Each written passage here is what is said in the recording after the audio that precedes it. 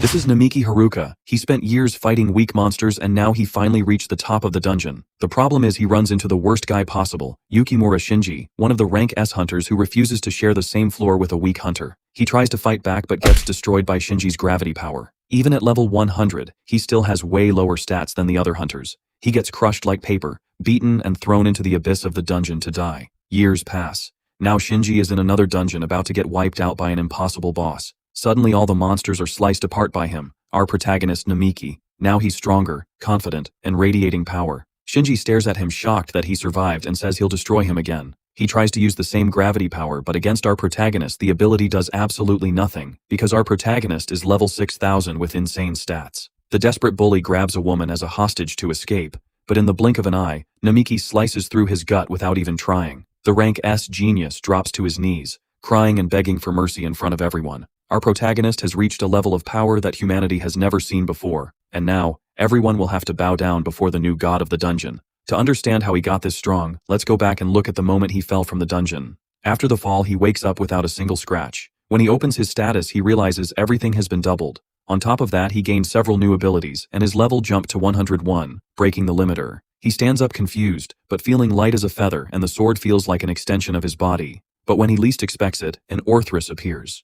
A two-headed dog that spits fire. The dog attacks him, but his new resistance ability activates and shields him from the flames. The appraisal ability activates and starts reading the monster's patterns. In 20 seconds he predicts the attack. In 36 seconds he spots the opening and cuts off the head of one of the dogs. The other tries to get revenge but he shoves the sword into its mouth and the monster drops. And just like that he gained a new skill. But suddenly the system started glitching, and Namiki began wondering what kind of power that was. The skill was called Insight, and it let him see the true nature of whatever target he was analyzing. He tried to figure out what that meant, because it sounded like the kind of basic skill beginner explorers usually got. If it was that common, why hadn't he gotten it before? Still, he decided to test it and see how it worked. When he activated Insight, he realized that if it weren't for Orthros's level, he might have been able to go even further. Shinji had said he would have been the only one to die, so he probably told Himawari everything that happened during that time. If that was true, Namiki needed to hurry, even though he still felt that weird pain and didn't understand why. Soon, the scan he'd started showed results, and he realized the situation was getting worse. Finding out the Orthros he fought was only a juvenile was terrifying, and that meant he must have fallen to the 5th floor. If he kept running downstream, he might find a safe area, but he'd still risk running into monsters along the way.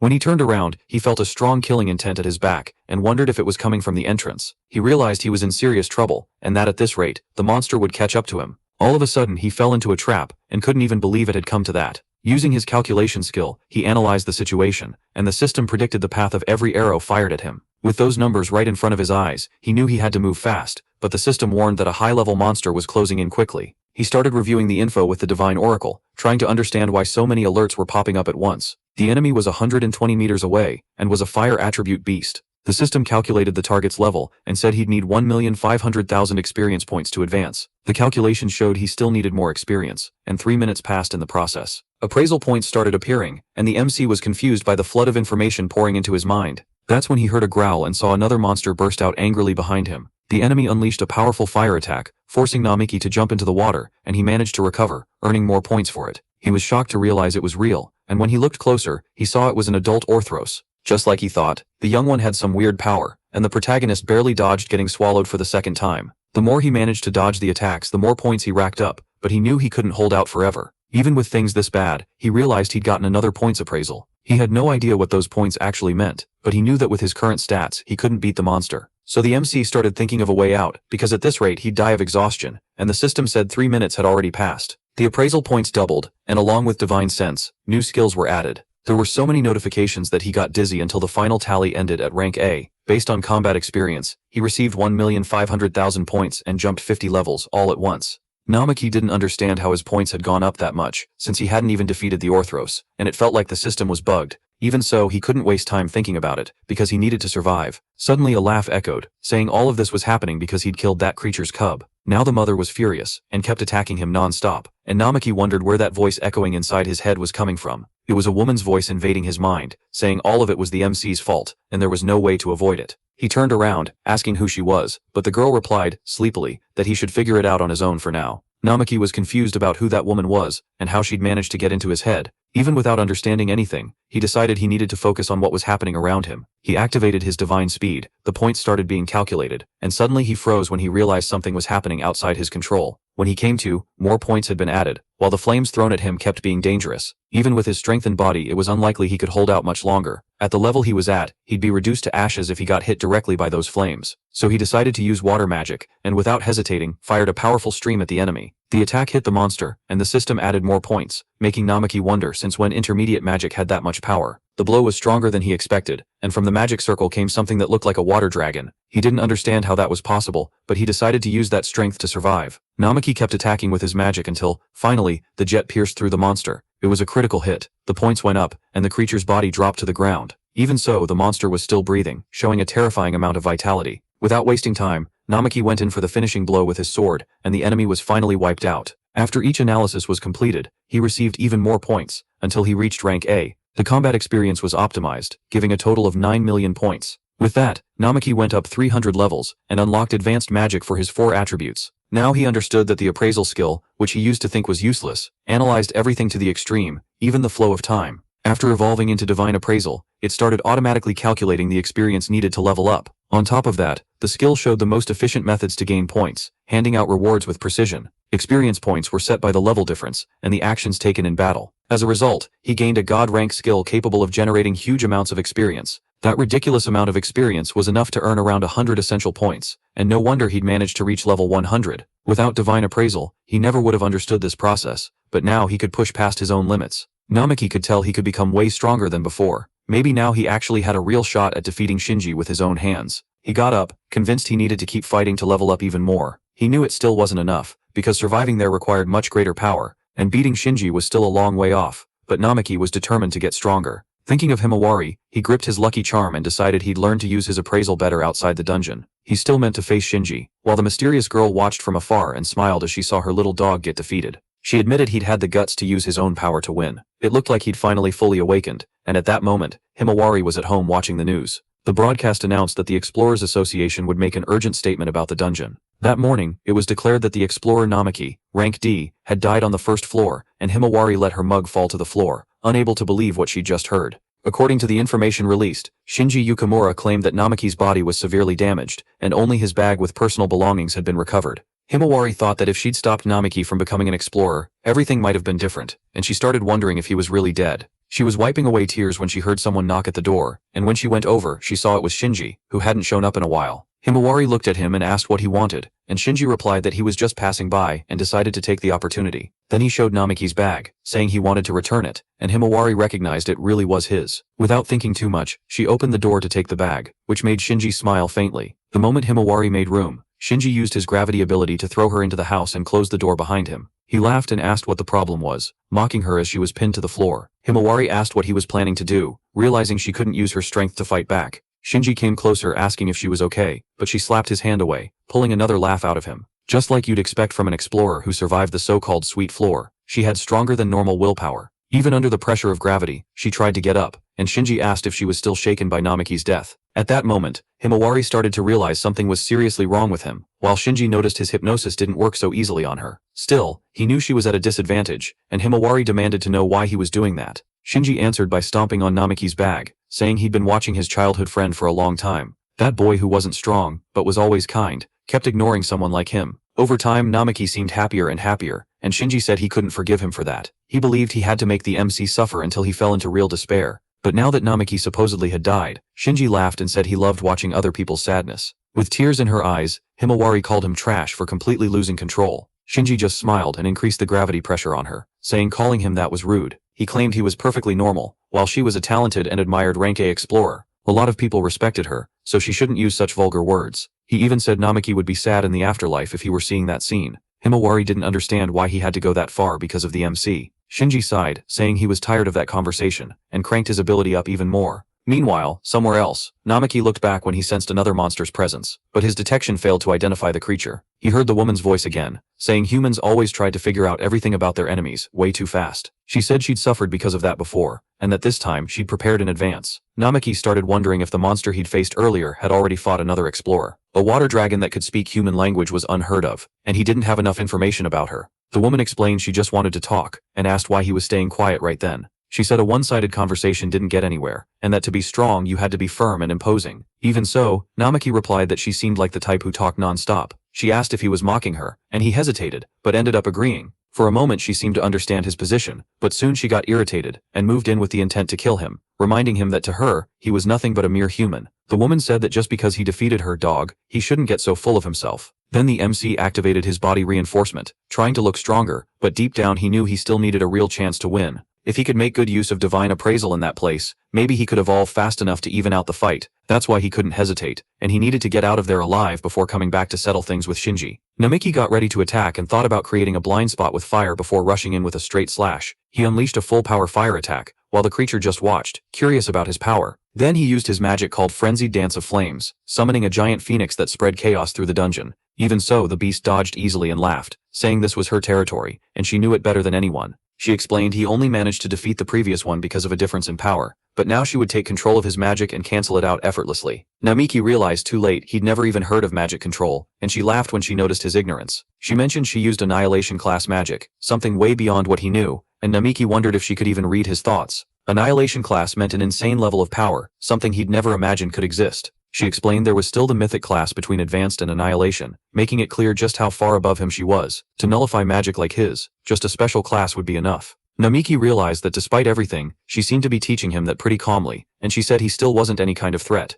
If he wanted to compete with her, he'd need at least 4,000 power points. The MC was shocked at the idea that someone could reach level 4,000, because that seemed impossible. He opened his status and confirmed he was level 452, with all attributes at rank B. Even so, he realized he was already strong enough to defeat an advanced Orthros. That just showed she was on a completely different level, and Namiki started wondering who she really was. He tried to look at the situation calmly, while she said that last time, she suffered for acting without caution. She said it all started with Orochi, who in recent years, had been coming out of the dungeons and attacking cities. Orochi was an extremely high-ranked dragon, with terrifying strength and destructive fire. Even rank A explorers struggled against it, forcing the association to gather the strongest. A special team was created to subdue Orochi, and during the battle some weaknesses were discovered. They changed their strategy to something more aggressive, but even then they couldn't defeat it. Hearing that, Namiki started to suspect that the one talking to him might be Orochi itself. If that was true, he wouldn't stand a chance with his current strength and needed to think of a way to escape. To buy time, he decided to keep talking, and asked why she was interested in someone as weak as him. She replied it was pure curiosity, wanting to understand how a human that weak managed to steal part of her power. She said that was the real reason she was talking to him, and suddenly a hand appeared from a magic circle. The hand offered an item, and Namiki was shocked as he asked where that had come from. She replied that she took it from humans' belongings while swishing her many tails. Namiki wondered if that meant there were other creatures like her out there causing destruction. From the way she spoke, he realized that arm coming from the magic circle belonged to Orochi's true main body. Orochi noticed he'd gone quiet again, and asked if it was because he didn't know what to say, or because he simply didn't want to answer. Namiki thought that according to her he'd need at least level 4,000 to face her on equal footing. As things were, there was no way he could win, but he decided to use his skill called God's Test. The skill activated and began analyzing the enemy's level, looking for any possible strategy. While the system ran the numbers, Namiki realized he could use that information to get out of this situation. The analysis concluded he would need 25 million experience points to reach the next power jump. Orochi was surprised when Namiki suddenly lunged forward, yanking hard on the arm coming out of the magic circle. He managed to destroy her right arm, ripping out a scream of pain, exactly as the system finished the evaluation. For dealing damage to a disaster-rank creature like Orochi, he received 25 million points and jumped straight to level 2200. On top of that, he unlocked a new skill, and was stunned by his own ridiculous growth. It was hard to even believe, but he gained a technique called ultra-physical enhancement. He understood that God's Test had suggested that specific move, so he decided to cut the arm at the right moment. Even wounded, Orochi admitted that Human had pulled off something impressive. Furious, she couldn't accept that he'd used a surprise attack to hurt her like that. Namiki apologized, but said he couldn't waste time, because he needed to stop Shinji. He knew Himawari was a rank A explorer strong enough to defend herself. Still, a bad feeling made him decide he needed to get to her as fast as possible. Orochi realized he was distracted by his own thoughts, and decided she wouldn't just stand there watching. After having her arm torn off, she decided she'd kill him personally once and for all. She ordered her tails to keep him busy until she could face him directly, and launched an attack he barely dodged. Namiki realized it wasn't just her arm that was powerful, but also the huge monstrous body in front of him. The pressure coming off her was suffocating, and even with the level up he wasn't sure he could win. He activated God's test again, checked the info he got, and reinforced his own body. Even feeling intense pain he charged at her, but was thrown back without any effort. The impact was so strong that he dropped his sword, trying to make sense of the sharp pain shooting through his body. Unable to put strength into his attacks, he watched things get worse while the system ran new calculations. When he read the result he froze, asking himself if that meant he could still win. The answer suggested using ultra-physical enhancement, and even confused, he decided not to hesitate. When he activated the skill, his body started to burn like it was on fire, surprising Orochi. Feeling like he could lose control at any moment, he grabbed his sword and cut the monster in half. The system confirmed the target had been eliminated, and that God's test was complete. All damage and actions were tallied up, and the points started getting added again. The final result was rank AA, reflecting his combat experience and granting almost 11 million points. With that, Namaki jumped another 600 levels all at once. At the same time, Shinji was on a call, asking for immediate transport while watching Himawari lying on the ground. After the battle, Namaki also picked up 3 new skills: mental mapping, weakness detection, and a boost to his insight. Namaki felt his head spinning, probably from overusing ultra-body fortification. He collapsed to the ground spitting blood, as intense pain took over his body, not understanding what was happening. When he opened his status, he realized his physical condition was critical, and even his blood alcohol level was at a ridiculous level. No wonder everything was spinning, and he understood he couldn't abuse that skill like that. When he looked back, he saw something strange coming out of the defeated monster's body, like a gas drifting away. That meant that, even dead, it might still be alive somehow. The gas seemed to be heading toward the main body, and he remembered he needed at least level 4000 to face Orochi. With his current strength, there was no way he could beat the main body, and before that he needed to go back to stop Shinji. He had to stop that guy, and then he noticed a cell phone lying on the ground. It was the same object Orochi had sent through the magic circle, so he decided to pick it up. Namaki took off running, and activated mental mapping, which revealed something shocking. He found out he wasn't on the 5th floor, but the 20th. That was the deepest point any explorer had ever reached, and he himself had only gone as far as the 10th floor before. He never imagined he'd dropped from the 1st to the 20th floor after Shinji's attack. Using the God's test, he confirmed he was now moving through the 18th floor, while his target was on the 25th. The system calculated they'd make contact in about 45 minutes, but before that, Orochi's main body could reach him. The calculation also started estimating the level needed to defeat the enemy, and the experience points required. While he was thinking of a way out, he got an alert about multiple high-level monsters detected ahead. Soon several monsters appeared in his path, and he realized he didn't have time to waste. His only option was to keep leveling up as fast as possible. He used his skills to analyze the enemies and identify their weaknesses. Namiki focused on watching, adapting his strategy, and exploiting every vulnerable spot to take them down precisely. He took out 3 Baphomets, boosting his points and clearing another stage of the God's test. His levels went up again, but the pain in his body got worse too. When he turned, he saw a 3-headed monster charging and fired off a powerful water attack. The hit landed dead on and blew off one of the Cerberus's heads with a fast critical, but the creature was still alive, so he decided to keep fighting and take down everything that showed up in his way. His goal was to refine the God's test until he squeezed the most out of it. After more analysis, he got around 70,000 experience points. With that he reached level 3000, and unlocked a new skill called Double Slash. He was surprised to get such a rare sword technique, but he realized the battle was far from over. The remaining Baphomets seemed to have called in reinforcements, and the monsters were muttering to each other in a weird way. Even with his stamina at its limit, Namaki thought of Himawari and decided he couldn't go down there. That's when he felt an even bigger presence closing in, and turned to see what it was. Behind him, a huge red-eyed creature appeared, way bigger than the other monsters. The attack came out of nowhere and sent him flying back, while he tried to figure out why there were golems on that floor. Maybe the monsters were working together, because several Baphomets activated magic circles at the same time. With no time to react, Namaki was almost hit by the sudden barrage of magic attacks. He was grabbed by the leg as he fell, yanked by a magic circle, and realized he needed to act fast. The God's test reset, and started putting together a new strategy while he was stuck there, surrounded by several Baphomets ready to attack. When the calculations finished, Namaki followed the optimized move and used Double Slash to hit the enemies. He took out the ones closest to him, while the others kept firing attacks from a distance. Namaki kept pushing forward non-stop, and his evaluation points kept climbing, but the constant use of his skills left him exhausted and in pain, and right then a golem came up from behind to attack him. Meanwhile, Himawari was trapped in a locked room, and woke up after being unconscious for a long time. Shinji Yukimura asked, laughing, if she'd finally woken up. He said his charm only worked at first, and that he was impressed by her willpower. He said it was easier when there were several women around, and Himawari demanded to know what he wanted. Shinji grabbed her face and said he'd never liked her, because her eyes showed she still believed Namaki was alive. He couldn't understand how she could say the MC wasn't worthy of being an explorer, and still seem like she cared. Himawari said that after a certain incident, Namaki became obsessed with getting stronger. He started risking his own life, so she asked him to stop before he got seriously hurt. Even so, she said the choice to keep going was his, because he was living his own life. And deep down she believed he wouldn't die that easily, so she wanted to believe he was still alive. At the same time, Namaki faced the golem and used water magic to destroy its body. With that, he cleared another stage of the God's trial, got 9 million experience points, and leveled up even more. He didn't want to die there, because he still wanted to go back to Himawari no matter what. The system announced he'd reached level 600, and that his reconstruction would begin immediately. Confused, Namaki wondered what that reconstruction was supposed to mean. His body felt heavy, like it was falling apart from the inside. When the pain eased up, he saw more monsters surrounding him, while Baphomets muttered nonsense. He realized there was a barrier around him and tried to figure out what it was. The God's trial restarted, points began getting tallied, and he tried to grab his sword just as new attacks came flying in. Namaki ran to dodge and managed to neutralize the blows once again. But the Baphomets didn't stop, and he had to use double slash over and over to counter magic with magic. The neutralizations kept earning him points, and 30 minutes went by with him doing nothing but defending. Exhausted, he felt like his body could give out at any moment.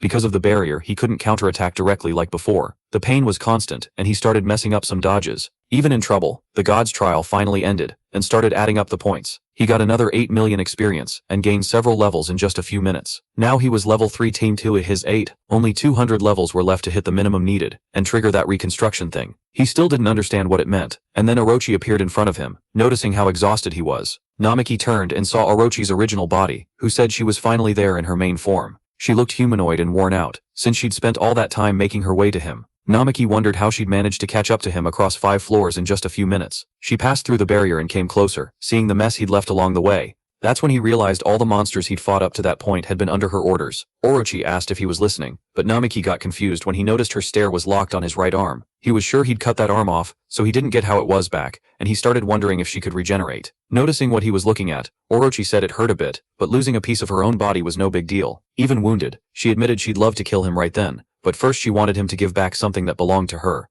Not getting it, the MC asked what she was talking about, and Orochi got annoyed, saying he knew exactly what she meant. She pointed at the thing he'd picked up off the floor, and Namaki realized it was the phone. He asked if he could leave if he gave it back, but Orochi said that's not how it worked. She admitted he was stronger than before, even if it still wasn't enough to beat her. Namaki also realized he was still nowhere close, since he needed 200 more levels to face her on equal footing. If he kept going at that pace, his body would give out from the pain and exhaustion before then. Orochi warned she'd kill him if he didn't return what he'd taken, and the system restarted the divine trial. With no time to waste, Namaki decided it was all or nothing, while the system calculated the experience he needed and adjusted his actions. He lunged with his double slash at Orochi, who blocked it, taking only a light scratch on her cheek and already getting ready to counterattack. She mocked him, saying that scratch was pathetic for a special attack, while Namaki's experience jumped by 13 million and his levels shot up fast. When he hit level 4000, his body started reconstructing right away, and a sudden explosion made Orochi flinch. When the smoke cleared, Namaki realized his body had changed with the evolution, and Orochi felt a different kind of pressure coming off him.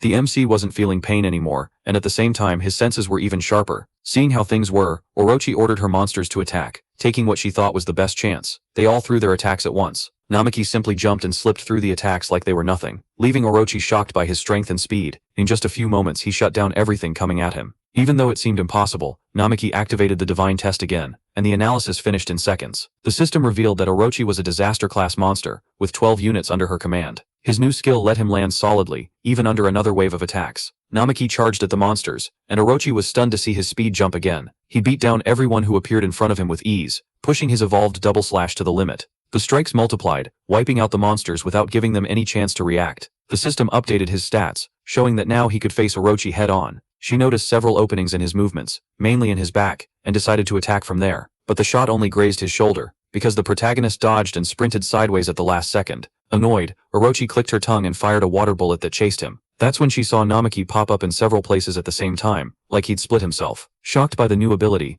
Orochi ended up getting hit by attacks coming from all directions. Just like that, Namaki defeated her, letting out a breath when the system confirmed the target had been eliminated. He took a deep breath and realized he'd won everything on his own, looking at the destruction around him. Even so, he couldn't stop wondering what he was turning into, since he'd entered that floor. The feeling of making those cuts was still fresh, but Namaki could only vaguely remember what he'd done. Even though she was a monster, Orochi was a super high-rank creature, and it was almost impossible to face her in that state. At least the crisis had been avoided thanks to his abilities awakening, and now he needed to get out of there while he still could. Suddenly, a voice echoed in a loud laugh, saying she never imagined she'd be defeated so easily. When he turned around, Namaki was met with an unbelievable sight. The monster's body was glowing, and she kept talking like nothing had happened. Stunned, he wondered if she was immortal, while Orochi laughed and admitted she'd underestimated him, even after that brutal attack. Maybe it was better to finish him off by going all out at once. After all, it had been a long time since anyone had managed to turn the tables on her. The system warned that magical energy was rising fast, blowing past the previous threat levels. Namiki watched her body knitting itself back together while she laughed at his expression. Her creatures also got ready to fight, and he had to cover his eyes from the blast of light coming at him. When he could see again, he saw Orochi surrounded by several other monsters. He could barely believe all those creatures had been hidden inside her the whole time. The demon stroked one of the monsters and said he must be so shocked he couldn't even scream. She laughed again, saying nobody would expect something like that after everything that had happened. That was because the protagonist had forced her to fight seriously, and now she didn't need to hold back anymore. Orochi whipped her tails at him, while the monsters rushed in at the same time. Barely, Namiki managed to dodge and activated the divine test again. The system updated the info on the opponent, revealing the main body with 6 tails. Each creature had different abilities, and even weaker than the main body, they were strong enough to keep him moving non-stop. He took off running, but the monsters were still way too many, boxing him in from all sides. Even after evolving, Namiki wasn't strong enough to take everything on by himself. Under pressure, he ended up getting bitten by one of them, and fell to the ground. His body got thrown far, and he lost his sword during the fall, getting back up pissed off. With the monsters so well coordinated, there was no room for mistakes. The system confirmed major blood loss after the bite on his right shoulder. Orochi walked up taunting him by asking where his speed and power had gone. Taking advantage, she ordered the monsters to finish him off once and for all. Namiki wondered how he could beat her in a situation even worse than at the start. He tried to think of some way, some opening he could use to fight back. That feeling of being in control and winning with his own power vanished all of a sudden. If he used that ability again, maybe it would change the game, but it could also leave him even more hurt. With the divine test, he calculated the most efficient actions and decided to follow the plan it pointed out. A force started to grow inside him, intense and out of control. When the monster attacked, Namiki managed to dodge and went for a counterattack. With his sword in hand, he threw it at the creature's teeth, but they withstood the impact. Even so, he could feel the enemy's power was overwhelming. In the end, awakening that strength wasn't enough, and he was still being outmatched. His body burned with pain and his vision spun, until he was hit head-on by the monster's fire. He was hurled far away by a chain of attacks from the monsters, one after another, without a break. The pressure was so intense that the system activated a damage reduction skill, but it wasn't enough to block everything. He almost died right then, barely avoiding a fatal blow before collapsing to the ground. Orochi shouted, asking how long he was going to keep pretending, and ordered the monsters to finish him off already. Even so, Namiki kept trying to think of some strategy he could use to his advantage. That's when the demon herself asked why he was just standing there, and he realized there was one monster different from the others. The creature was just licking the blood on its hand, and the others started staring at it, curious. Orochi didn't understand what was going on, but something was clearly wrong. Suddenly, all the monsters seemed woozy after tasting Namiki's blood. They stopped being threatening, and became weirdly docile, leaving even Orochi speechless. With that empty goofy look, they seemed completely out of it, and Namiki finally started to get it. The fortification he'd used earlier raised the alcohol level in his blood, giving a drunk feeling. By drinking his blood, the monsters went into a state like Berserker, only drunk. Just like in the legend of Yamada no Orochi and its connection to booze, that could be used to his advantage. Namiki smiled while Orochi screamed for the monsters to snap out of it and stop acting like that. She was furious, but she couldn't make them obey. Even knowing what had happened before, the creatures kept acting like idiots. When Orochi turned around, she saw the MC draw more blood from his own arm. If they wanted that liquid so badly, then he'd give them more. Shocked, Orochi asked what he was planning, and Namiki activated his enhanced physical fortification. He taunted the monsters, calling them all at once to come fight. The creatures rushed in, and he felt that amount of blood would be enough to turn the tables. As soon as the first one attacked him, it got drunk again and stopped moving, just like he expected. But before Namiki could take advantage of it, pain flooded his body, and he doubled over. Another monster charged, and he barely dodged, climbing up the creature's scales to get away. Even so, he called again for them to drink even more of his blood. Soon they were all drunk, and he even asked if they were enjoying it. With the monsters distracted, he knew he couldn't waste the opportunity. That's when Orochi appeared from behind, and stabbed him, saying he overthought things at the worst times. Despite her smile, Namiki had already expected that move and turned in time, calling her predictable. She'd done the same thing before, and now he could read her movements and anticipate the attack. Surprised, Orochi asked what he was planning to do, but he grabbed her before she could pull back. His intention was clear, make her drink his blood too. She struggled and told him to stop, but it was already too late. The effect hit fast, and Orochi started getting drunk, still begging him to let her go. When he let her go, Namiki backed up a few steps. She managed to stand, but now she was clearly affected. Even drunk, she still threatened him, while he felt his own consciousness slipping little by little. It was the perfect chance, so he decided to fight to the end, even on the verge of passing out. He rushed in to cut her down, while Orochi yelled at the monsters, not understanding why they still weren't reacting. Instead of reacting, the monsters just sighed and lay down on the ground, going still, and Orochi asked what was happening. Taking advantage of the opening, the protagonist activated his physical reinforcement skill again to attack. She turned around, worried, realizing that at this rate they could all actually die for real. Without hesitating, he charged in and cut down all the monsters again, leveling up as he defeated each one. Namiki reached level 6000. At the same time, Himawari was still trapped in the room when she saw someone open the door. A girl came in, and Himawari recognized Aoi, asking why she was there. Aoi said it had been a long time since they'd seen each other, and that she got a message from Shinji asking her to visit. Suspicious, Himawari asked if Aoi had fallen for Shinji's charms, which confused the other girl, and made Himawari even more irritated. She wanted to know if Aoi was being manipulated, and tried to make her see it, but Aoi asked her to stop bad-mouthing Shinji, saying he saved her and was a good person. That's why Aoi kept insisting Namiki was dead, and that in that tough moment, Shinji had comforted both her body and her mind. To Himawari, that only proved her friend's mind was under hypnosis. Aoi also complained that the MC had always ignored her, which made her feel jealous of Himawari for a long time. Himawari was left speechless when she heard that. Aoi vented that she hated both of them for what they'd done, even if Himawari didn't understand why. After all, they'd always been close and got along well. Crying, Himawari said she saw Aoi like a little sister and wanted to stay close to her. Just then, Shinji walked into the room, saying he didn't want to interrupt such a serious conversation. Aoi happily went up to him and he gently held her face, saying she should get along with Himawari. She apologized for getting emotional, and Shinji told Himawari she should be kind to her adorable little sister. But Himawari yelled, demanding to know why he was using hypnosis to do horrible things. Shinji said it was her fault for being too stubborn to give in. His charm never worked on Himawari, and she asked what he thought he was doing acting like this. He said he'd been contacted by the Explorers Association. The association wanted him to join the extermination team against Orochi, so he was planning to include Aoi and Himawari on his team. He meant to force Himawari to cooperate, and Aoi was there as part of that plan, holding on to him intimately. Aoi complained that his touch tickled, which made Himawari furious at the sight. Smiling, Shinji declared that Himawari would be on the team, whether she wanted to or not, because he wasn't going to leave Aoi alone. Meanwhile, Namiki's vitality had dropped to 5%, and his condition was critical. Even on the verge of death, he still felt like he was alive, but there were only 137 seconds left. He didn't understand how he was still conscious. He only felt the warmth of someone touching his skin. Without realizing it, his head was resting in Orochi's lap. While the system warned there were 90 seconds left, the demon herself knew it, and Namiki thought he should have decapitated her earlier. Orochi said it was a shame, but explained they were made up of 8 entities, and would only die if all of them were defeated. Namiki grumbled that she was still a monster, and Orochi seemed offended by the word. Even so, she admitted he'd surprised them, and almost wiped them out completely. Smiling, she said they would accept him, as the remaining time dropped to 30 seconds. Confused, Namiki didn't understand what she meant, and Orochi got impatient at having to explain it again. There were 10 seconds left until the protagonist died, and Orochi realized things were truly critical. She had to act fast, so she pulled something out from inside a magic circuit, while he asked what she was planning to do. Without really answering, she just smiled and drove the dagger into his chest. Then she wished her master good night, and the system began the divine observation. The synchronization between Namiki and Orochi started to rise, and the system confirmed the connection between the two. With that, new abilities were unlocked, and his stats shot up drastically. When the MC woke up, he saw one of the monsters beside him and sat up in a panic, but he realized the creature was only watching him, with no hostility at all. He looked for his sword, but couldn't find it.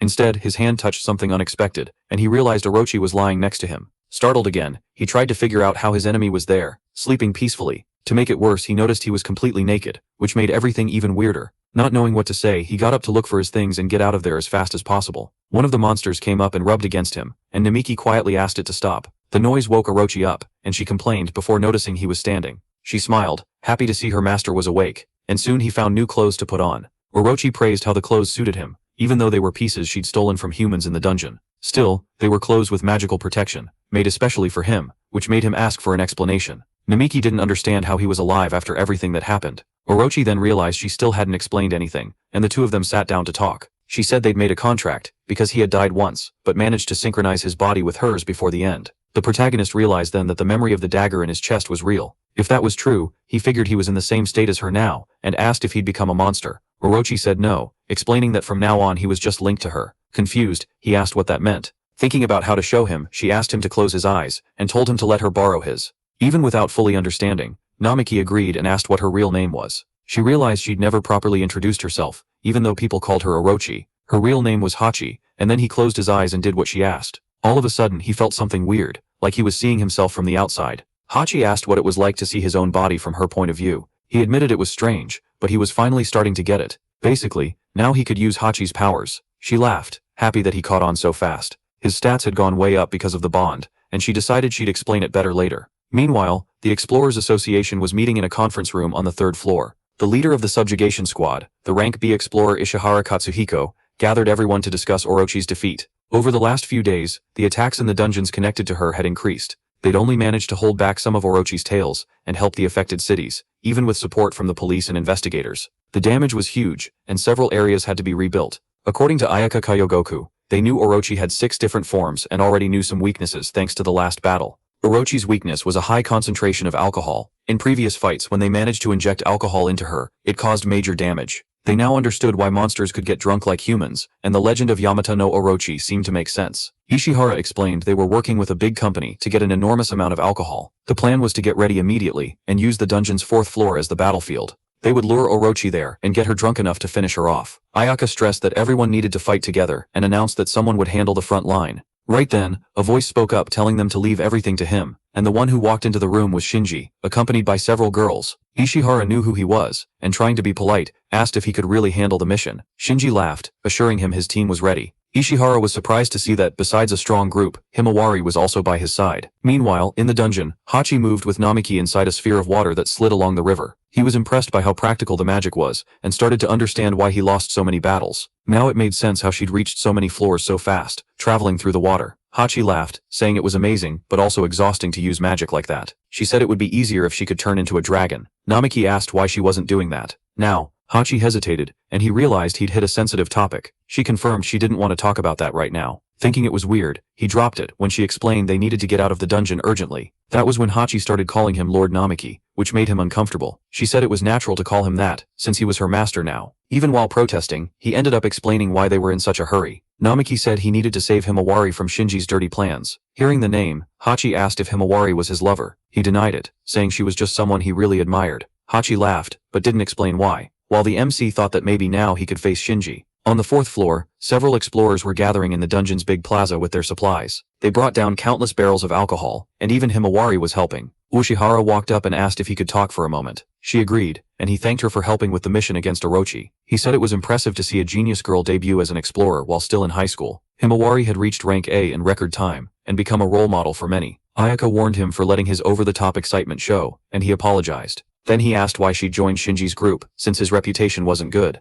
Himawari hesitated, remembering the threats involving Offly and the humiliation she'd witnessed. When she went quiet, Ushihara asked if something was wrong, but she said no and that she'd just known Shinji for a while. Inside, she promised she'd save Offly no matter what. Watching Shinji surrounded by girls, including Offly under hypnosis, she thought that if Namiki were there, everything might be different. Shinji noticed her look and smiled cruelly, knowing it hurt her. Even so, Himawari decided she wouldn't waver and that she'd find a way to break his spell. Suddenly, someone reported that something like Orochi had been detected approaching, and everyone was hurriedly gathered. On the 4th floor in the big plaza, the explorers identified 15 humanoid forms. Soon the MC noticed it beforehand, and told Hachi to stop for a moment, even though she didn't understand why. She slammed on the brakes, and he complained about how sudden it was, but Hachi reminded him he was the one who told her to stop. Namiki explained there were scouts nearby, and they were aiming at her. Confused, Hachi tried to understand better, until he showed her the phone he'd picked up earlier. When she saw the screen, she recognized her children in the news about the subjugation group's 8th operation. That's when she realized the enemies were gathered there and asked what they should do. Namiki said they needed to watch first, and he activated the God test. Using the skill, he was shocked to see Himawari and Shinji together.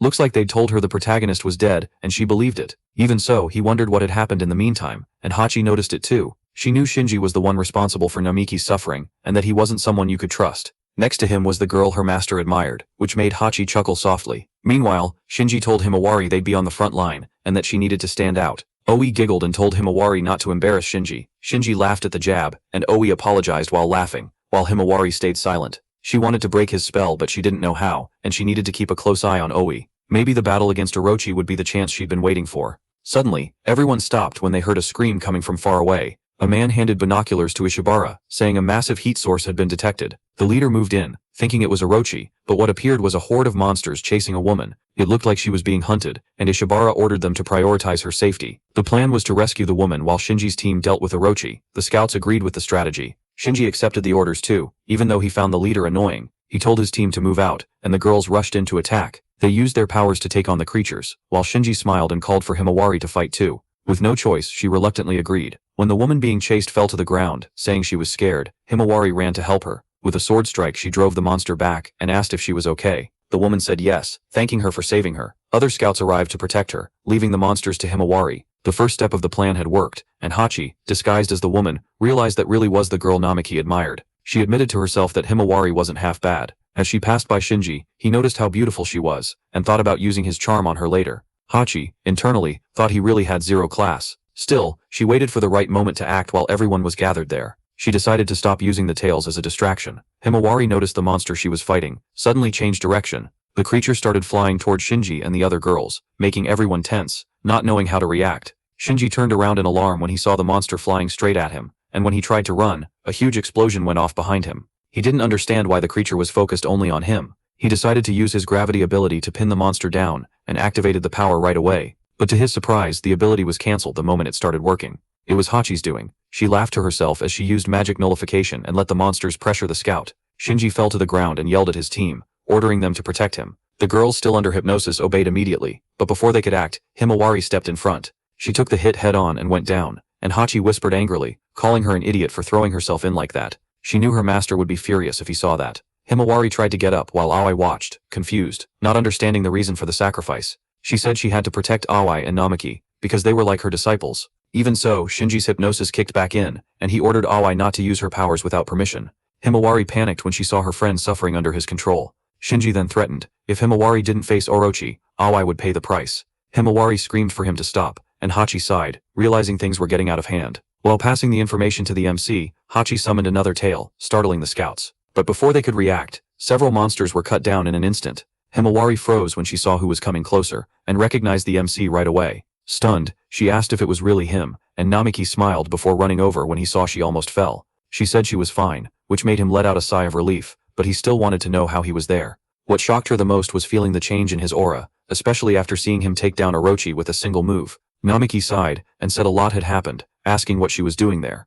Himawari explained she wanted to retrieve his belongings that were left behind, and looked at Shinji, still on the ground. The protagonist also stared at the explorer, and Shinji took a moment before recognizing him. Shocked, he asked how he was still alive after so long in the dungeon. Namaki understood the question. After all, Shinji had killed him before everything changed. Himawari turned around, surprised to hear that, because she'd always suspected something was off. Shinji laughed, saying she was making up nonsense accusations. Pointing at Namaki, he mocked him for being just a level 100 weakling. He said beating Orochi by luck didn't make him strong. In the distance, Hachi got irritated by the disrespect, but the MC was the one who answered. His aura exploded, and the explorers around them froze under the crushing pressure. Even Shinji locked up, unable to understand that kind of power. Ayaka's jaw dropped, realizing this was different from anything they'd ever seen. The reading showed level 6000, with abilities impossible to measure. The two stood face to face for a few seconds, until Namaki took a step forward. Shinji backed up, scared, and Ai asked if he was okay. Noticing the obvious fear, furious, he yelled at her to shut up and slapped her across the face. Himawari ran to help Ai, but the protagonist froze because he didn't recognize her right away. Laughing, Shinji mocked the situation, saying it was pathetic to run into someone and not even remember who they were. Ai stayed silent on the ground, while Namaki asked if he'd been using hypnosis on her this whole time. Shinji laughed and told the MC to check for himself if it was true, since he'd also been trying to use the same trick on his idol. Surprised, Namaki looked at Himawari, and she explained she thought she could handle everything alone, after hearing about his death. Unfortunately, the plan didn't work, and she ended up falling into Shinji's manipulation. Even though she was an A-rank adventurer, his powers weren't enough to fully control her, but that didn't bother him. Instead, he decided to use Ai, someone more vulnerable, and took her over with his hypnosis. Ai started getting pressured again by his power, begging him to stop, which only made Namaki even angrier. Then she screamed for the two of them to stop, saying she was doing it for Shinji's sake, and lunged to attack. The protagonist blocked the non-stop strikes, feeling the killing intent behind them. He was shocked by the insane strength she was showing, clearly boosted by Shinji's powers. That didn't feel like the real Ai, and Himawari got ready to face Shinji directly. The explorer laughed when he saw her in his way, and warned her she was making a mistake. Namaki tried to bring Ai back to her senses, but she screamed that he'd never noticed her feelings. Hachi commented that her master seemed way too busy, which caught him off guard, but she already knew what to do. Without hesitating, she jumped into the fight to help. Shinji's eyes went wide when he saw the woman from before leap in close to them. Hachi fired off a destruction spell called Extra Present, hitting Ai dead on. After the impact, Ai froze for a moment and then came back to her senses, confused. The MC asked if she was okay, and she stared at him, still trying to process it. Relieved, he realized she'd broken free of the hypnosis and watched her stand up and pick up her sword again. She said she needed to say something important, while Hachi walked up laughing, pleased with the result. Namaki understood that Hachi had destroyed the enchantment magic that was holding Ai. Shinji, totally lost, asked what had just happened, but no one paid him any attention, because Hachi only wanted to get close to her master after helping. The protagonist complained about how clingy she was, but promised he'd praise her later, which made her happy. Ai watched the scene and asked who that pretty girl was. Before he could explain, she said that if it were Himawari, maybe she'd back off. All of a sudden, Ai's power exploded, surprising even Namaki. Even so, she didn't hesitate, saying she'd always admired him. Back in school, when he protected her from a bully, she started seeing him differently. She'd been into him since she joined the dojo, remembering how he'd encourage her when she felt like giving up. The problem was he always looked at Himawari in that special way, and when she heard about his death she felt this huge emptiness. Now seeing him next to Hachi, she yelled, asking why it had to be her of all people. Hachi almost got hit, but Namiki jumped in front to protect her. Ai said she would never forgive him for that, and Shinji laughed, explaining that his power boosted negative emotions until they turned into curses. That only made Namiki even angrier, while Shinji kept that arrogant smile. The spell kicked in on Ai again, and she begged them to stop, and the MC realized fighting like that would only hurt her more. He hesitated for a moment, not knowing what to do. That's when Himawari rushed Shinji, and smashed the accessory he used to activate his powers. Shocked, he jumped back, quickly putting distance between himself and the group. Himawari got ready to attack again, but Shinji yelled for her to stop, saying it was enough already. He raised his voice, saying he wouldn't lose to anyone. Then he unleashed his enchanting ability with even more intensity. A Y was taken over again, while Shinji ordered her to give herself to him completely. Seeing that, Namiki asked how he could hurt her like that. He tried to get closer, but Shinji's power was feeding hate, envy, sadness, and shame inside her. Shinji wanted to take all those feelings for himself and get stronger. Under the hypnosis, a Y agreed to hand over her power, and the energy flowed into his body. Himawari was stunned, while Hachi muttered that he was the worst kind of exploiter, someone who used negative emotions for his own benefit. Shinji smiled, satisfied as he felt the power growing inside him. Himawari moved first to stop it, but Shinji threw her back using his gravity. Her movements locked up in midair, and he bragged about being stronger. Even under pressure, Himawari didn't give up, determined to save a Y. Shinji laughed and taunted her, saying it was all her fault, and that she should kneel. The gravity got even heavier, until Namiki stepped in to keep her from getting hurt. He told Shinji to stop, accusing him of hurting the people he cared about. Shinji, though, called the MC a hypocrite who pretended to be a hero. The gravity pressure dropped onto Namiki, trying to force him to his knees, but even using his upgraded version, Shinji realized it wasn't working. The protagonist asked what kind of messed up thing he'd done up to now. Without answering, Shinji cranked the power up to extreme high gravity. Even then he couldn't do any damage, and he was stunned. Hachi watched proudly, telling him to give it up. Furious, Shinji decided to attack Ai to hurt Namiki. Himawari screamed for him to stop, but it was too late. In the blink of an eye, the MC appeared behind him and slashed him with his sword, calling him a villain. His scream of pain echoed through the floor, while Shinji clutched his injured hand. No one ran to help him. Dazed, he asked how that was possible, since Namiki was level 100. Then the protagonist stepped closer and revealed he was level 6000 now, grabbing him by the collar. Then he dropped him to the floor and told Hachi to use healing magic on him. She agreed, even if reluctantly, and accepted the request through their mental link. Over time, the injured explorers were taken away for treatment, including the girls Shinji had controlled. Aoi called out to Himawari, crying and apologizing for everything. Himawari held her hand and said she didn't need to blame herself. She also told Namiki to rest, promising things would be okay. Even as she was taken somewhere safe, Aoi kept begging for forgiveness through her tears. The group just watched as the injured were carried off, and Namiki asked Himawari if she was okay. Even with her head down, she said yes. She also asked if he was okay, and smiled in relief when she saw he was safe. That smile brought back childhood memories, when she was his inspiration and the person he admired most. Hachi laughed at the light mood between them, until Ishibara came running over to talk. He thanked Namiki for saving everyone from Orochi's attack, making him a little embarrassed. Ishibara explained that out of Orochi's 6 bodies, 3 had been defeated, a huge step forward for humanity. On top of that, they'd managed to capture Shinji thanks to his intervention. Since they were already on the 4th floor, they decided to head back to base. Several explorers praised Namiki for defeating Orochi so easily. All that admiration even left the protagonist not sure how to react. Hachi said mentally that she'd taken out the tails on purpose, and he shouldn't forget the promised reward. He agreed to make it up to her later, and Ishibara asked him to say his name again. When he introduced himself, a lot of people remembered he was the explorer who first reached level 100. Some whispered, saying it was weird for someone considered weak to become so powerful, even if he'd leveled up fast. Beating Orochi like that seemed unbelievable. Himawari cut off the murmurs, and Ishibara admitted some of the comments had been rude. Still, they officially thanked him and said they could offer a reward. Namiki was surprised to hear that, until Hachi whispered mentally that she wanted something special. He got that she meant the barrels of alcohol, and smiled, remembering their weakness. Later on, Namiki left the dungeon and stretched, feeling like it'd been forever since he'd seen the sky. Hachi praised him for the hard work, but pointed out that the person he admired hadn't come along. Himawari stayed behind to help clean up the place, and Hachi asked if that bothered him. He said it didn't, since she'd always been the type to help others, and he wanted to be someone who could support her. Just then, Ayaka walked up to talk to him. The next day, Namiki and Hachi went together to the Explorers Association, in the dungeon city in the commercial district. As they walked, Hachi said she was stuck in a mobile game, and couldn't clear the level, so the main guy explained that she needed to recharge energy, or wait a day to keep going. She was surprised because she didn't know what recharge meant, and he said it involved money. Confused, she asked what paid gacha was, and he explained it was paying to get random characters or items. Sometimes you got really strong rewards, but other times it was just normal stuff, since it all depended on luck. Hachi got pissed when she realized she had to spend a lot to get stronger in the game. The MC agreed, saying gacha games worked like that. Worried because she didn't have money, she asked what she could do. He suggested she could work or open an account, or even become an explorer like him. Even disguised with a big hood, Hachi still drew attention everywhere she went. In the previous battle, lots of people had seen her true form, and the news was already starting to spread. Namiki knew that if she wasn't careful, rumors about who she was could turn dangerous. There was also the damage done in the city, and they couldn't let anyone find out Hachi was the real disaster-level Orochi. All of a sudden she yelled at Namiki for not paying attention, and he apologized for getting lost in thought. Hachi asked if he was worried again, like the day they met. Laughing, she announced she decided to become an adventurer, which completely caught him off guard.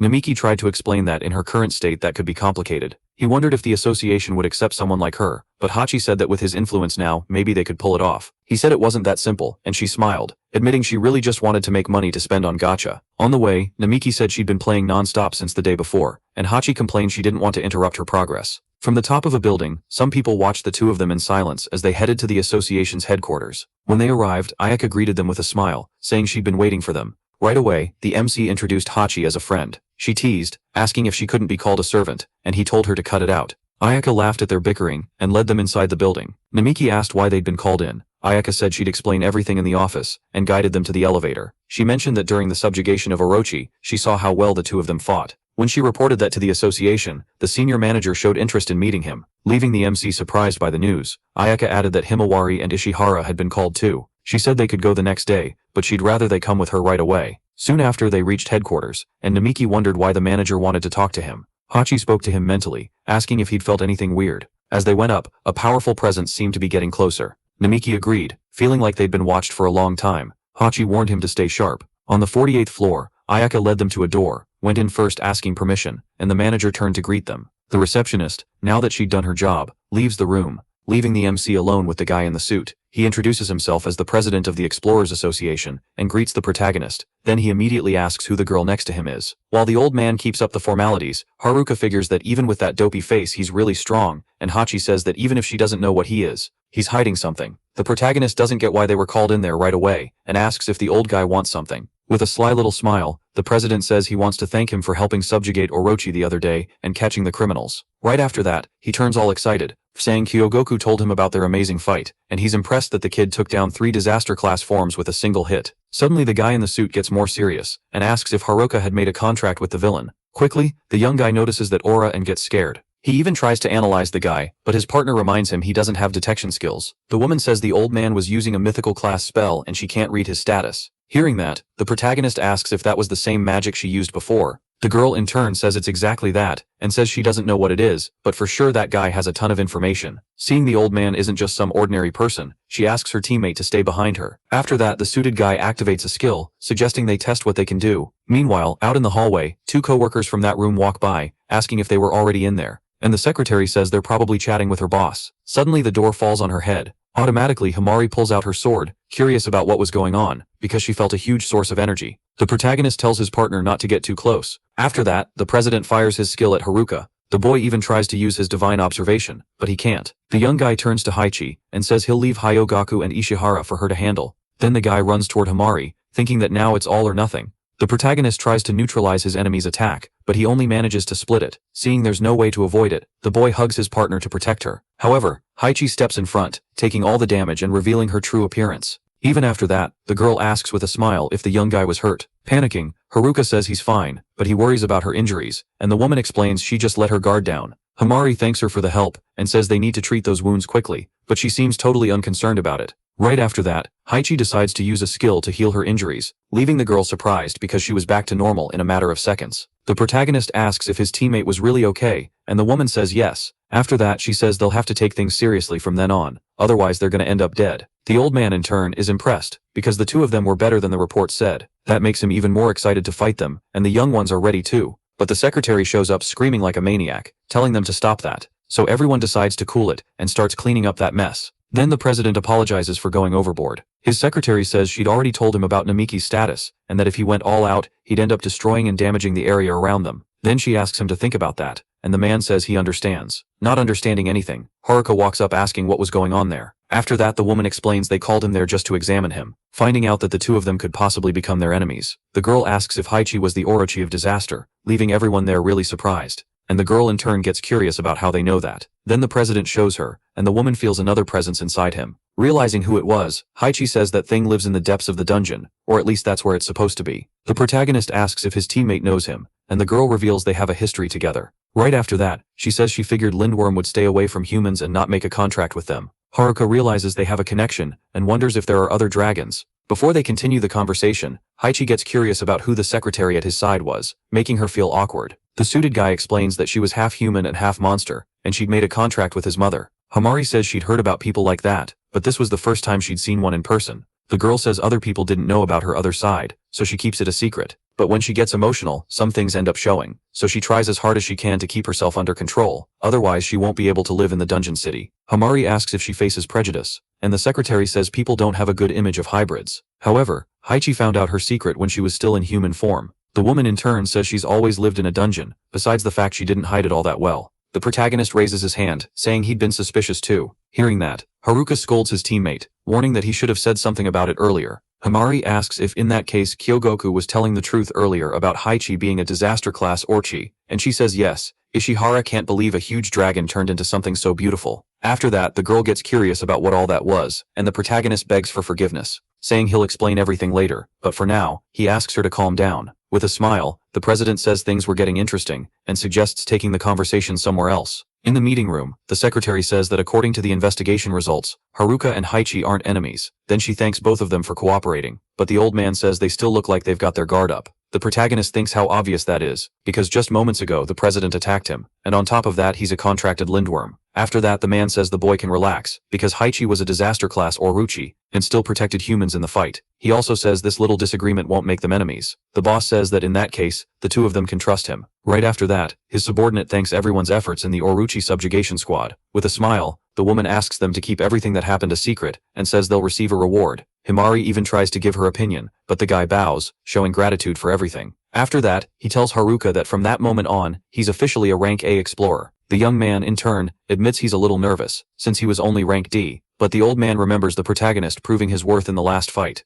so he believes he's qualified. Himari asks him to think about it a bit more, because she's been watching him fight this whole time. With that, both sides come to an agreement. The boss then decides that in that case they can officially let Haichi join the association. Hearing that, the girl hugs the protagonist, excited that they can stay together. Himari, meanwhile, watches them with a threatening look, telling her partner to explain in detail what the relationship between the two is. Meanwhile, in the city, people already know the news about a rank D guy becoming rank A out of nowhere, but they think it's just fake news. On someone's phone nearby there were only articles about that promotion. A guy who looks like Michael Jackson shows up, curious about what she was looking at, and if he can take a look. And a blonde little girl named Ichigo says he can look all he wants. While she's in the bath, Himari remembers when her village was invaded by monsters. The girl steps in front of Haruka to protect him, and asks if he's okay. The young man reassures her, saying it was just a tiny scratch. The woman then gets curious why those things were in the village, and with her guard down, a creature attacks her. Seeing that, the protagonist grabs his sword and is ready to go after the monster. However, Himari steps in front, taking a hit to the shoulder. Seeing that, Haruka starts crying, promising to get stronger so that one day he can protect her. Back in the present, Haichi is trying on some clothes in a shop, and asks her coworker what he thinks. The boy then says it doesn't look bad on her at all, and Himari, for her part, doesn't hold back on the compliments, and says it looks perfect. Right after that they get curious how the woman managed to hide her tail, and she explains she got some tips from Kyogoku. Haruka comments that the two of them are spending a lot of time together. The woman decides to buy that outfit, but she's still not satisfied and already calls for them to go to another store. Himari asks her to wait a bit, because she needed to pay first. However, Haichi reveals she's completely broke.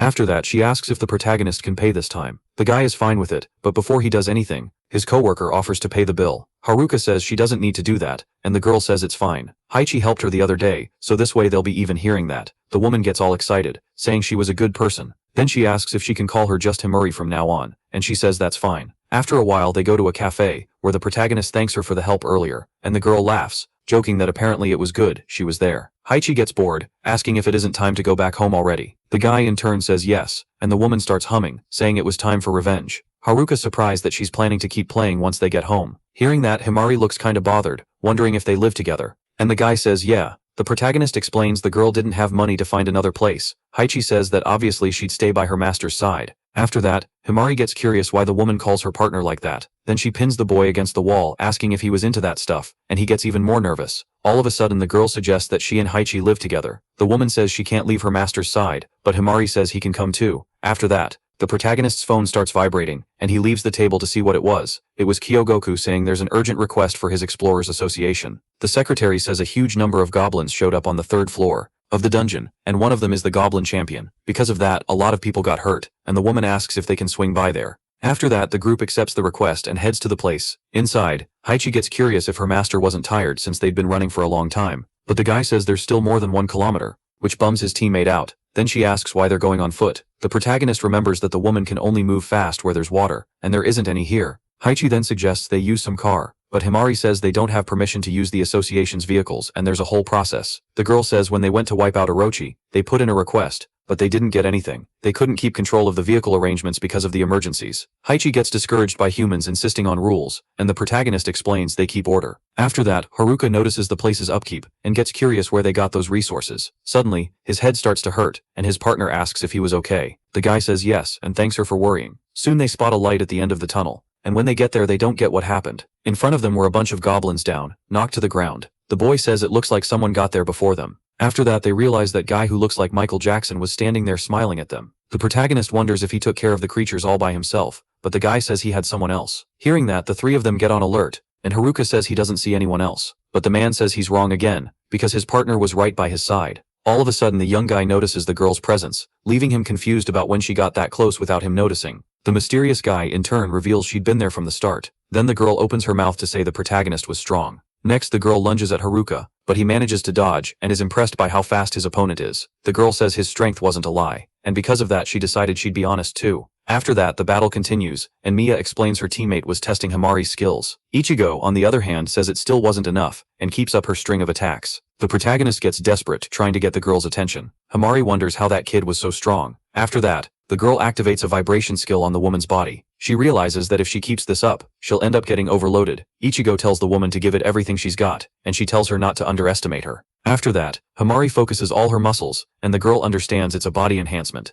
Next, the 2 of them clash and get pushed back, making both of them respect each other. But the kid says the brawl still isn't over. Himari doesn't back down and charges at her opponent too. But before the 2 cross again, Mari uses a skill to swap their positions. Avoiding a fight, Ichigo tells her partner not to do unnecessary stuff. The guy apologizes for getting in the way, but what matters is they're not far. Haruka says the man's right, because the real danger was coming toward them. Meanwhile, some guy shows up running from a monster, but he can't get much farther. After that, several monsters like that one appear, and behind them there was an even bigger one leading them. Himari asks if her partner is sure, and he says yes. The boy says it was 30 creatures and a higher level being, and they'll be there in 1 minute. Mari is impressed by the protagonist's abilities. Ichigo notices his teammate was staring at the others and says that was disgusting. The guy says the situation is serious, so the 2 of them will work together. Right after that, the monsters show up, running after other explorers. Seeing the biggest one of all, Haruka assumes it's the leader of the pack. After that, the system gives the best route to deal with the situation, making the protagonist realize they can do this together. So the boy tells Himari to move forward with that child, and tells Haichi to provide cover. As for him, he'll save the innocents and handle the big one. But before anything else, the young man introduces himself to the pair, and asks if Mia can help the girls, and he agrees right away. The would-be king of pop is impressed that the protagonist managed to come up with a plan using everyone's abilities so quickly. A creature lunges at Himari, but she manages to defend herself and counterattack. The woman realizes those things were moving in a more sophisticated way. Like the explorers, Ichigo tells her to stay sharp because there were more monsters behind her. Himari easily takes them all out with her sword. Even the little girl noticed the creatures were acting strangely. Right after that, she asks Mia for something, and suddenly the girl's axe becomes huge. The monsters run toward her, but with just one swing of her weapon she wipes them all out. After that, the undead leader goes crazy and runs at an adventurer. Seeing that, Haruka wonders if that was a unique skill. Then he warns Haichi that the monster was a problem. The woman supports her master so he can push forward. With that distraction, the protagonist manages to land several hits on the monster, finishing it off, and the 2 of them level up. Haruka and his partner celebrate the victory. Meanwhile, Himari starts staring at her teammate in silence, and he asks if something was wrong, but with a smile on her face she says it's nothing. Then she starts thinking about how the guy has changed a lot. The adventurers who were in danger bow, thanking them for the earlier help, but the boy says they don't need to treat him like that. Himari smiles, saying she's really proud of the protagonist, making him feel awkward. The boy remembers when people used to mock him for being a weak level 100 before he died, but now it was different, because he's gotten a little stronger now, and he's made reliable friends. Haruka doesn't know why he has the god's test ability, and hopes that one day he'll be able to understand. But for that, they'll need to explore even deeper into the dungeon. Right now the protagonist is 21 years old, an A rank, and his family members are missing. As for his personality, he's someone affectionate, with huge patience and care. His favorite hobbies are sewing and admiring swords. Haruka was raised in an orphanage in the dungeon city since childhood, and that's how he met Himari Tachibana. After that he started attending the dojo his father ran in the slums. The woman, meanwhile, is 24 years old and an A-rank explorer. She's from the Flow district, where she was raised by a single-parent family. The girl's pastimes are tea ceremonies along with calligraphy. Her mother ended up passing away from an illness when she was still in elementary school, so she was raised by her father. After that she started dedicating herself to martial arts at the dojo, mastering skills with the sword, spear, and archery. When she was in high school, she made her debut as an explorer, and got media attention as a genius girl. Because of the public reaction and her popularity at the time, an unofficial fan club was secretly formed 7 years ago. An incident happened with those two, where an unidentified monster attacked Haruka while he was training at the dojo. Himari tried to help him but got hurt in the process. When the authorities arrived, the creature fled, and its goals are still a mystery to this day. Miya says that episode was the trigger that changed the relationship between the two teenagers. All of a sudden, Kyogoku asks him to calm down a bit. The guy gets curious if something was wrong, and the woman says they asked for a combat report from Haruka, but he was going in a completely different direction, and the serious-faced guy in a suit asks if they could continue with the report. Miya, for his part, apologizes for getting a bit carried away. Back to the explanation, the man says that during the battle with Haruka the other day, there was an interesting point because both the name of his special ability and its details were unknown. But are you sure the kid made a contract with the disaster class Orochi? Then he says the protagonist was called a mystery because he's a level 100 newbie. Miya says this can only be a bug because he leveled up way too fast. The old man, in turn, says he also got curious about it because when he fought him in his room and activated his mythic class magic, the boy shouted divine prediction. After that he was pretty shocked by his fast and precise movements. Miya also mentions that the other day the protagonist's leadership was excellent, even though he'd figured out their abilities in such a short time. The president then says Haruka could be a potential danger because he definitely has a secret. Still, he admits he's someone genuinely interesting. Kyogoku, in turn, asks if it wouldn't be more interesting to have his private evaluations leaked. The girl suggests the investigation should continue, and the old man orders Miya to keep going with his mission. The guy then leaves, deciding to go, but before he goes out, the receptionist asks him to let her know when there's another report. Then the man thinks about how he really doesn't want the old man as his enemy. Outside, he runs into Ichigo. The girl gets curious about what he was talking about with the president, but the guy says it was nothing important. After that, Miya says the girl can form a team with Haru, and when she hears that she gets happy. The man then wonders if Haruka is going to bite on this offer now. Some time passes and Himari is standing somewhere, wondering where her teammates were. Suddenly the two idiots show up running, and Haichi asks why they're running again. The protagonist explains they were super late because the girl took forever to wake up. The woman in turn says she couldn't even sleep until dawn. Still, the boy says he told them they were leaving early. Haichi says that place doesn't even have good items, but Haruka says he's tired of her excuses. Right after that, the girl apologizes to Himari for being late, but she says it's fine. The woman hugs the girl, thanking her for her kindness, and says she's really different from a certain master. After that, Miya shows up with his friend and apologizes for being late too. The guy explains that Ichigo never wakes up because she has low blood pressure, which makes her weak in the morning. After that, the group goes into the dungeon with the goal of wiping out the boss and his underlings, in the deepest part. Haruka asks Miya where this request came from, since it wasn't listed on the Explorers Guild bulletin board. Besides, it comes with a really fat reward, around 5 million. Haichi says if they split it, that's about 1 million each, which gets her excited to spend it all on her game. Right after that, Miya asks the others to just trust him, even though he can't reveal the client's details. Ichigo starts giving him a hard time, and the guy tells her to forget about it for a bit. After that, he remembers how the girl got pretty excited about the idea of forming that team again. The blonde, in turn, says it's not really like that, but someone else might be thinking that way. The protagonist apparently gets the hint, but decides to focus on the objective.